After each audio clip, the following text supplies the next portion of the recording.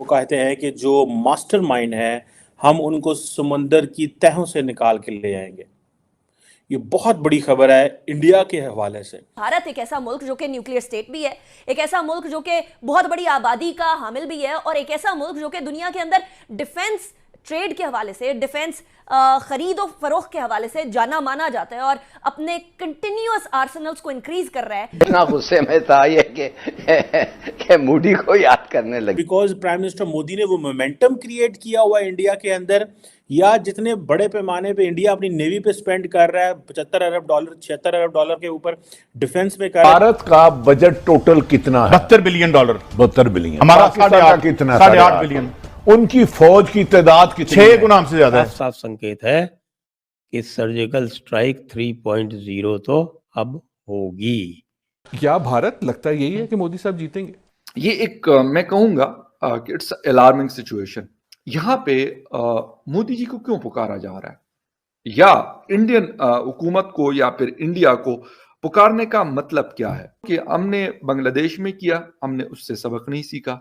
उसके बाद हमने बलूचिस्तान में किया, उससे हमने सबक नहीं सीखा।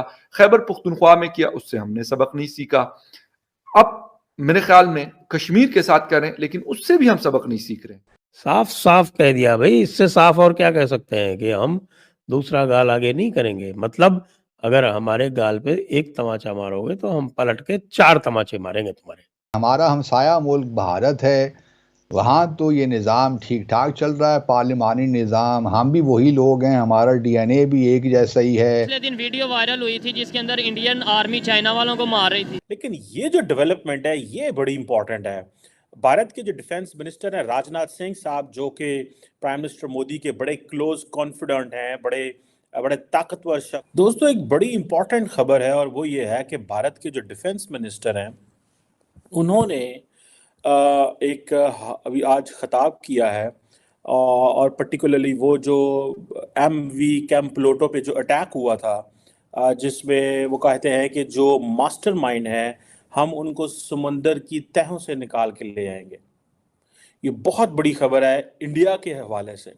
इंडियन लीडरशिप नॉर्मली इंडिया के अंदर रह के ये बातें करती है, लेकिन कभी पाकिस्तान के हवाले से बात हो या वैसे चाइना के हवाले से दबी अंदाज से बात करना हो, तो इंडिया ज़रूर इस स्टाइल में बात करता है। लेकिन ये जो डेवलपमेंट है ये बड़ी इंपॉर्टेंट है। भारत के जो डिफेंस मिनिस्टर हैं राजनाथ सिंह साहब, जो कि प्राइम मिनिस्टर मोदी के बड़े क्लोज कॉन्फिडेंट हैं, बड़े ताकतवर शख्स हैं। पिछली हुकूमत में I think he was an home minister, इसमें वो डिफेंस मिनिस्टर हैं, और बड़ी कोर कमेटी है। अमित शाह साहब, राजनाथ सिंह साहब, फिर ये इलेक्टेड लोगों की एक वो जो कोर कमेटी होती है with prime minister Modi, along with फिर इन्होंने जो अनइलेक्टेड लोग हैं, जिसमें national security adviser Ajit Doval साहब एंड देन डॉक्टर जयशंकर साहब। ये 5 या 6 लोग हैं बेसिकली, कुछ और होंगे जो पीछे बैठ के सारे फैसले कर रहे हैं। लेकिन ये जो स्टेटमेंट उनकी आई है कि इंडिया जो है वो इस हवाले से उन्होंने बात की, उन्होंने कहा जी कि ये फर्स्ट एवर रिएक्शन आया इंडियन डिफेंस मिनिस्टर से। देखिए, क्या ये रिएक्शन ज़रूरी था? क्या इंडिया ने ये सही किया है?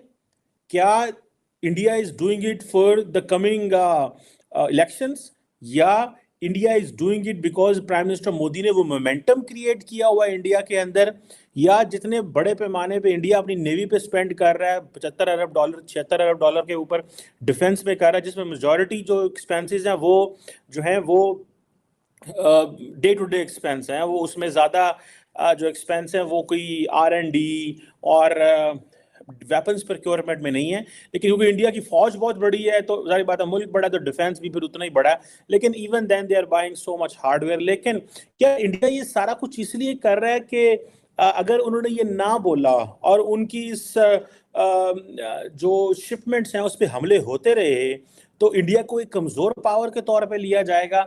सो उन्होंने जो टर्म बोली है कि जी India is a net security provider. और मैं आपको बात बताऊं कि इससे पहले भी पिछले साल जो है मिनिस्ट्री ऑफ डिफेंस ने एक ये बात की थी, जिसमें यही क्या नाम है इनका, राजनाथ सिंह साहब, इन्होंने कहा था कि India has emerge as a net security provider in Indo Pacific, और जो हमारी कैपेसिटी है बेसिकली वो HADR के हवाले से, humanitarian assistance and disaster relief हवाले से एक कॉन्फ्रेंस थी, उस पर उन्होंने कहा और कि हम दुनिया के जो खिते के दूसरे पार्टनर्स हैं उनके साथ मिलके इस पे काम करेंगे। उसमें वो उस वक्त आसियान नेशंस के जितने भी रिप्रेजेंटेड है, क्योंकि जितने भी आसियान ममालिक के लोग हैं starting from Singapore, Indonesia, they all fear from disasters, from earthquakes, tsunamis, all these things. और वहाँ पे एट टाइम्स क्योंकि छोटे छोटे आइलैंड्स हैं तो वहाँ पे सिक्योरिटी ह्यूमैनिटेरियन असिस्टेंस बड़ी मुश्किल है।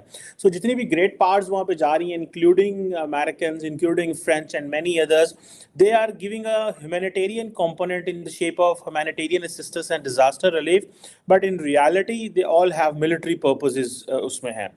तो उससे पहले भी ये राजनाथ सिंह साहब ने ये बात कही थी कि मैरीटाइम जो सिक्योरिटी के हवाले से कि जितने भी इंटरनेशनल पीस एंड सिक्योरिटी में जिसमें उनकी सॉवरेनिटी के इशू हैं, टेरिटोरियल इंटेग्रिटी के इशू हैं, पॉलिटिकल इंडिपेंडेंस के इशू हैं, जो क्राइम्स हैं समंदर में होते हैं उस हवाले से देखा जाए, जो रिसोर्सेज हैं importantly under the seabed उसके हवाले से देखा जाए, एनवायरमेंटल सिक्योरिटी के हवाले से देखा जाए, तो वो कहते हैं जी कि हम अपने लोगों की ट्रेनिंग एंड टेक्निकल कैपेसिटी के हवाले से we will be working on that.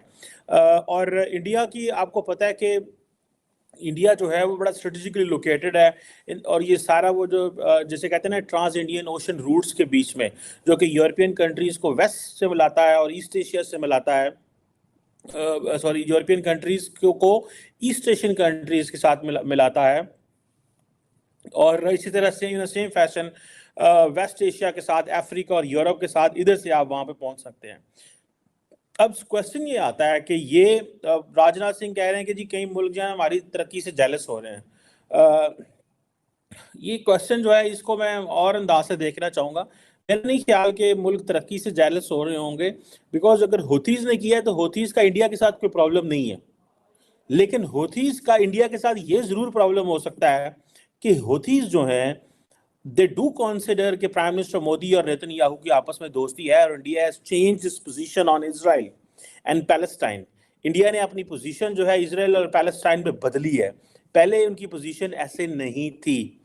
दोस्तों मुझे उम्मीद है कि ये वीडियो आपको पसंद आया होगा। वीडियो पसंद है तो प्लीज़ हमारे YouTube चैनल को जरूर सब्सक्राइब कीजिए।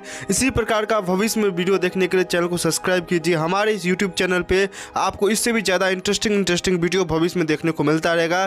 तो प्लीज़ हमारे YouTube चैनल सोच टाइम्स को सब्सक्राइब कीजिए, वीडियो को लाइक कीजिए, इस वीडियो को अपने दोस्तों के साथ जरूर शेयर कीजिए। नमस्कार, फिर मिलेंगे अगले